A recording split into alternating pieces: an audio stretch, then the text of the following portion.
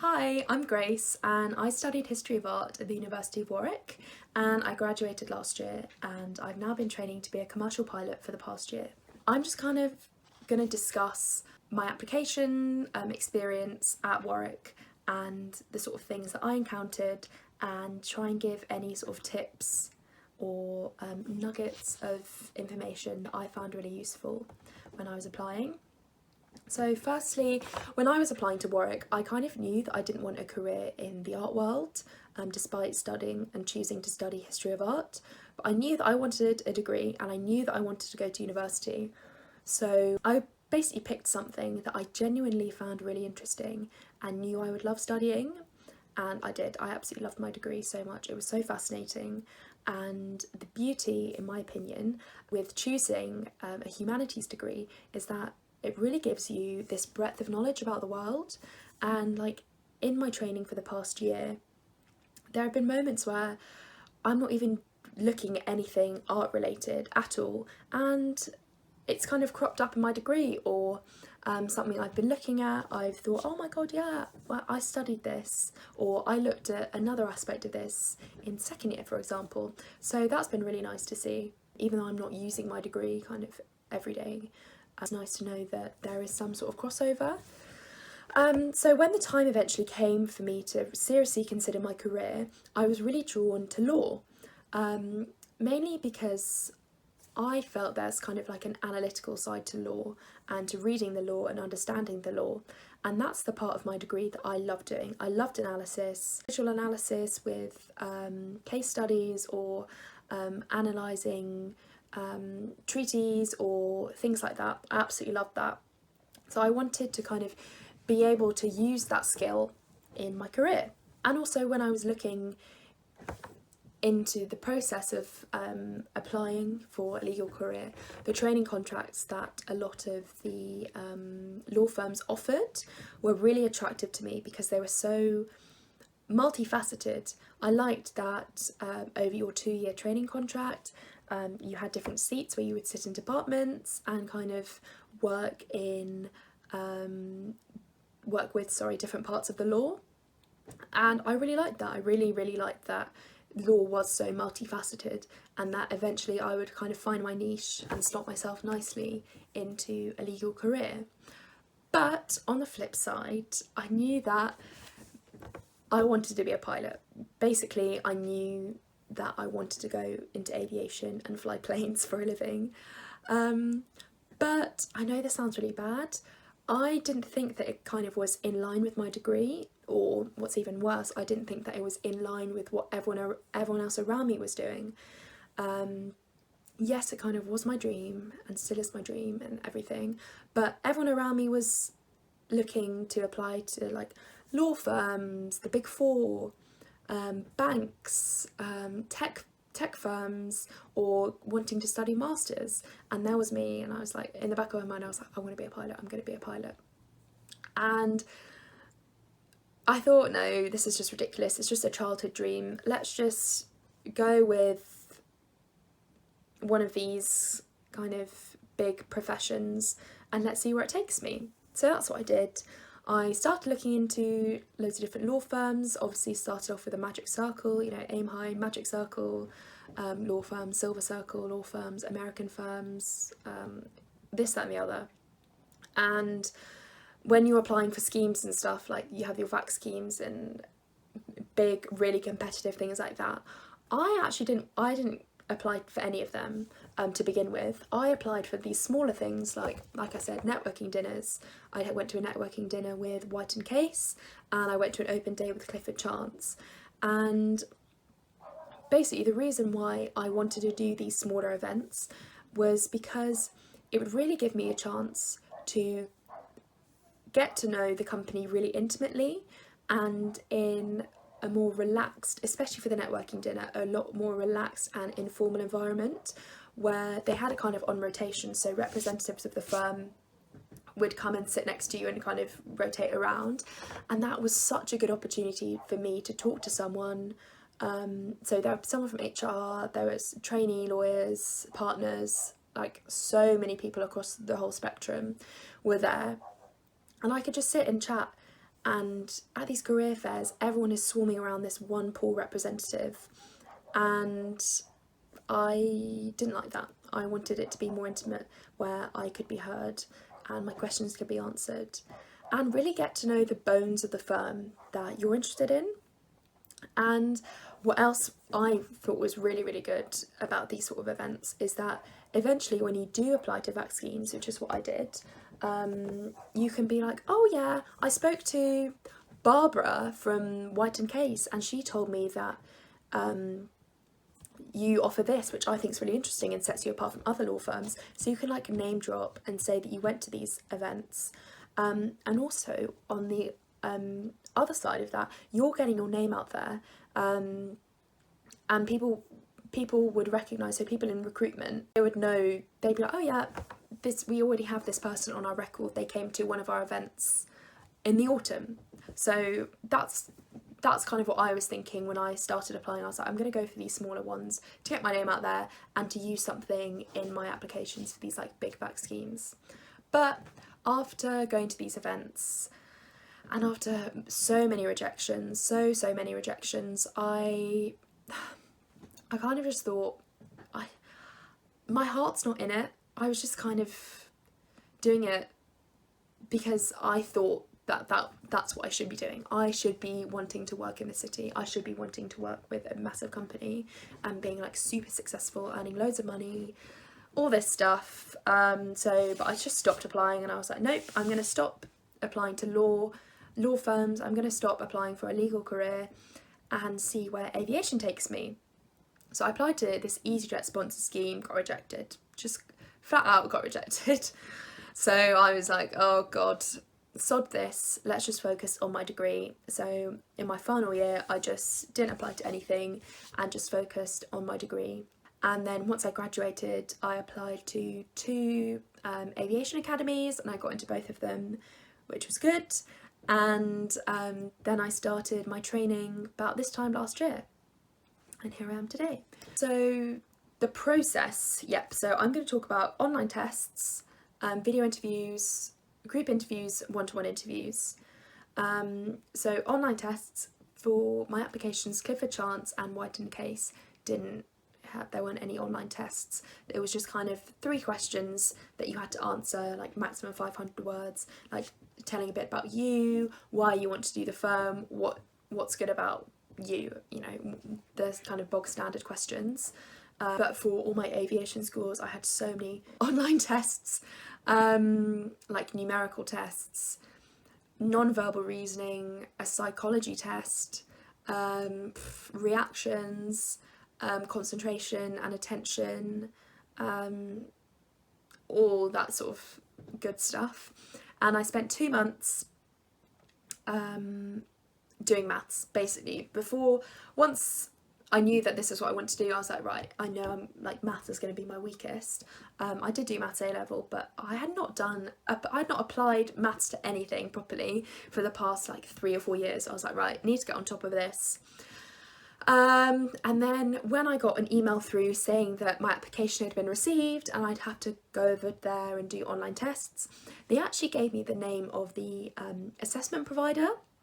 So what I did is I went onto YouTube and I typed in the name and found loads of their own videos kind of introducing, they were really short, just 1 minute long videos, introducing their type of tests and what they were looking for and how to succeed and things. And that was such a good way for me to familiarise myself with the tests I was going to be doing in the forthcoming weeks.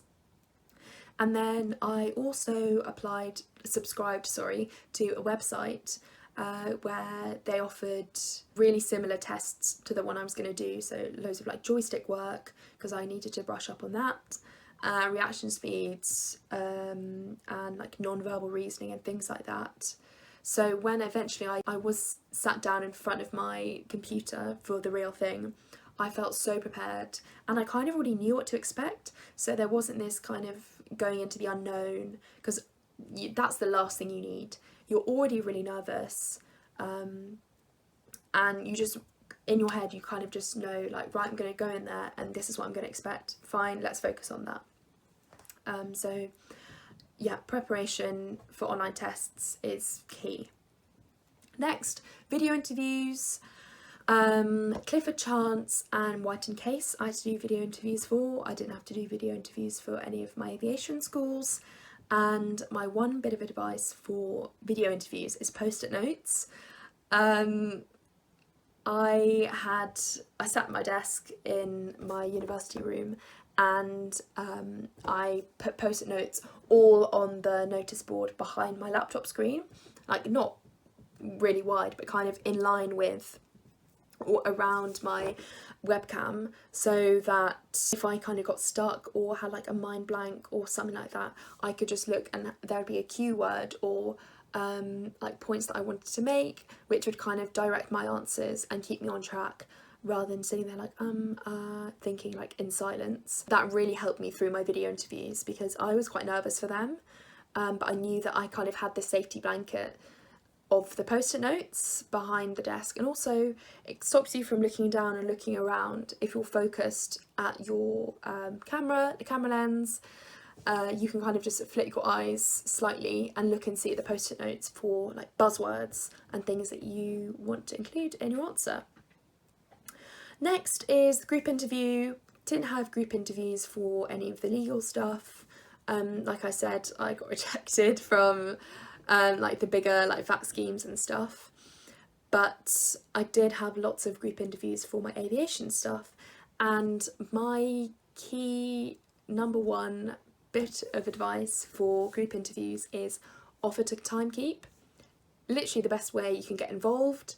It shows you're being proactive, it shows some sort of leadership and also good communication, because you need to be like, oh yeah, we only have 30 seconds left, so that's good. And try, if possible, don't, as soon as you get the task, don't be like, yeah, I'm timekeeping. Obviously be keen, but just in the back of your mind, just be like, right, I'm going to timekeep, and then say, hi, I'm going to timekeep, if that's okay with everyone. We have 15 minutes to complete the task. I'm going to call out, we have 5 minutes when we're halfway through, when we had 5 minutes to spare, when you have a minute to spare, and when we have 30 seconds. That's what I did in my group interviews. And it was a great way for me to be involved but not feel as though I'm leading the group interview. Also, another thing is that you'll find in group interviews you have really, really loud people who just kind of want to take control, and then you also have quite quiet people who really struggle to get themselves involved. And one of the good things is that if you do see someone struggling or someone who's quite quiet, use that to your advantage and just say, hi, Michelle, do you think that, you know, is there anything else you'd like to add? Do you think what we're doing is right, etc, etc? And that again shows really good like communication and like teamwork skills. And also I always made a point to remember people's names, or if you're wearing name badges then you don't need to do that, so that if someone came up with a point, I'd be like, oh yeah, Barbara, I really agree with your point, but perhaps this could be another angle we could look at it from, or yes,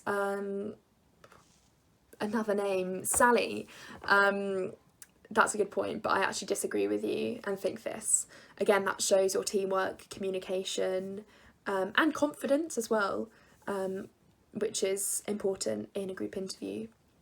And finally, one-to-one interviews, my little bit of advice is ask for water, or if they offer water, take the cup of water or glass of water. Almost every single one of my one-to-one interviews that I've done, I've had my trusty glass of water, and basically for me what it did is that if I was asked a difficult question or something that kind of threw me off, instead of sitting there like gosh, I don't know, let me have a think, I would just stop for a bit, take a sip of water. Also would stop me from getting my dry throat, and have a small sip and have a think, and then collect all my thoughts and then answer. Obviously don't like chug 2 litres of water, just have a sip, put it down, and then you can get into your answering your question. And obviously don't do it with every single question. I mean, you can if you want, but it might just be like, it might look a bit weird that you're drinking water so much. Also, you might end up needing the loo, which halfway through the interview might not be ideal. So yeah, I found that quite helpful. as like a little delay tool to gather my thoughts.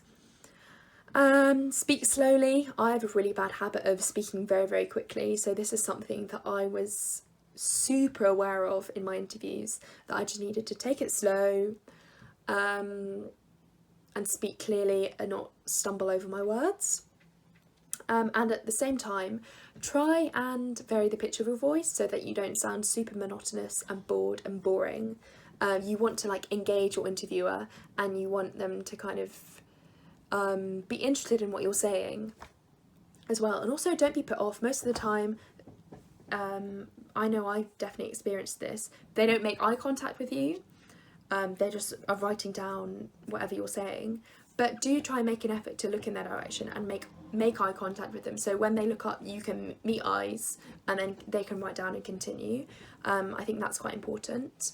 And also, there are so many different types of interviews. You can get the really informal, like chatty ones, when they're not really taking notes, they're just chatting away with you, or the really formal ones where you're kind of presented with 3 people sat in front of you just staring you down. So with interviews, kind of just expect anything and be prepared for anything. And yeah, a lot of these interviews are competency based. Some of them aren't, some of them are. So what I did this for both my aviation schools and the law firms that I was applying to. I basically did so much research and went in and tried to look at the competencies that the company looked for, or the sort of personality traits they're looking for in their employees or applicants, and basically wrote a list in my notebook with like Clifford Chance, teamwork, leadership, communication, problem solving, conflict resolution, and then I'd find 2 or 3 examples in my life where I'd shown examples of conflict resolution, sorry, not conflict revolution, conflict resolution, communication and things like that. So things like work experience, sports clubs, positions of responsibility, things that I've done in my degree, just basically anything that you think is relevant, put in. Because all experience is good experience, and if you can mould it to fit those competencies, then that's perfect.